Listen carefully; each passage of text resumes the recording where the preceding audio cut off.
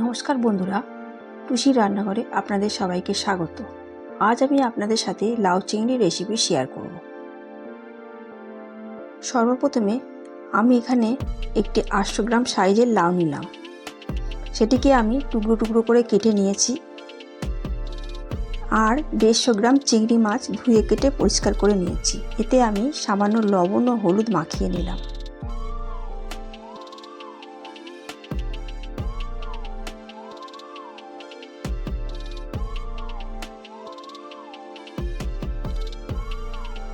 অপরদিকে আমি একটি কড়া বসিয়ে তাতে কিছুটা সরষের তেল গরম করতে দিচ্ছি।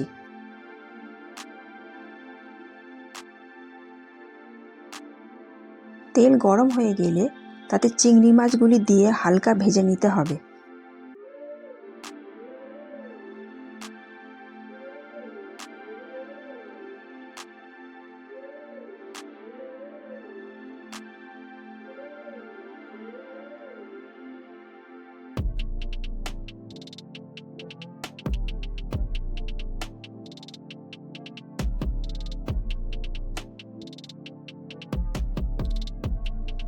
চিংড়ি মাছগুলি ভাজা ভাজা হয়ে গেছে, এবার আমি তুলে নিচ্ছি।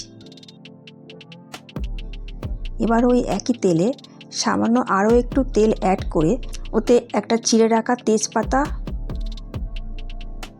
একটি শুকনো লঙ্কা দিয়ে একটু নাড়াচাড়া করে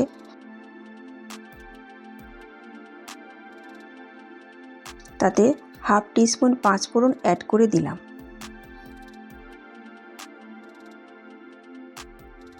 এরপর ওতে আগে থেকে কেটে রাখা পেঁয়াজ কুচি দিয়ে হালকা ভাজা ভাজা করতে দিচ্ছি।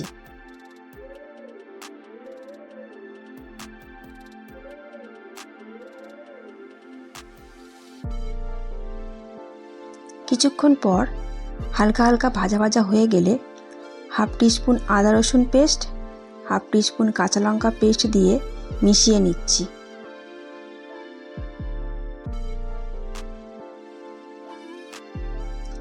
একটু নেড়ে চেড়ে একটা ছোট সাইজের টমেটো কুচি অ্যাড করলাম। এবার আমি একে একে মশলাগুলি দিয়ে দিচ্ছি। হাফ টিস্পুন হলুদ গুঁড়ো, 1 টিস্পুন ধনে গুঁড়ো, 1 টিস্পুন জিরে গুঁড়ো দিয়ে একটু নাড়াচাড়া করে সামান্য জল অ্যাড করে একটু কষতে দিচ্ছি।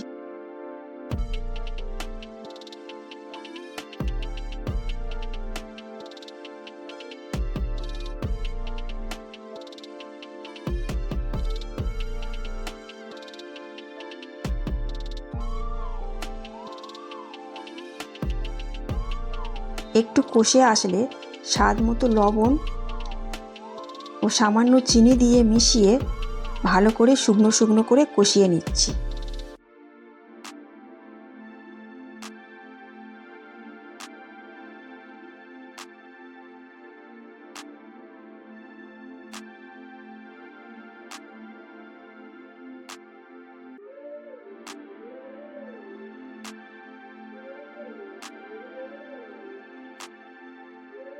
মশলা কষানো হয়ে গেলে এতে আমি আগে থেকে কেটে রাখা লাউ ও আলু দিয়ে ভালো করে মিশিয়ে নিচ্ছি।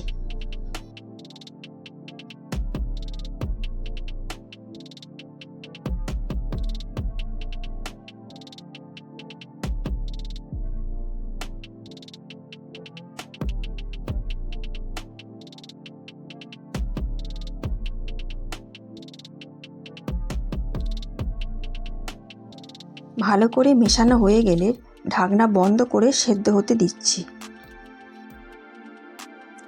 কিছুক্ষণ বাদে ঢাকনা খোলার পর দেখতেই পাচ্ছেন লাউ থেকে জল ছাড়ছে, তাই এতে জল দেবার প্রয়োজন নেই, এই জলেই সেদ্ধ হয়ে যাবে।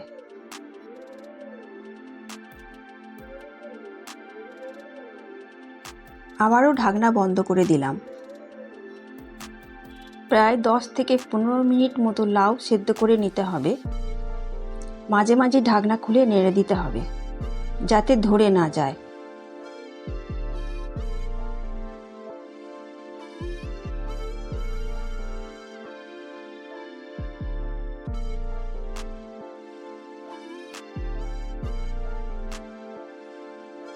10-15 মিনিট পর ঢাকনা খুলে একটু নেড়ে চেড়ে যখন লাউ 90% সেদ্ধ হয়ে গেছে, এই পর্যায়ে আমি আগে থেকে ভেজে রাখা চিংড়ি মাছগুলি দিয়ে দিলাম।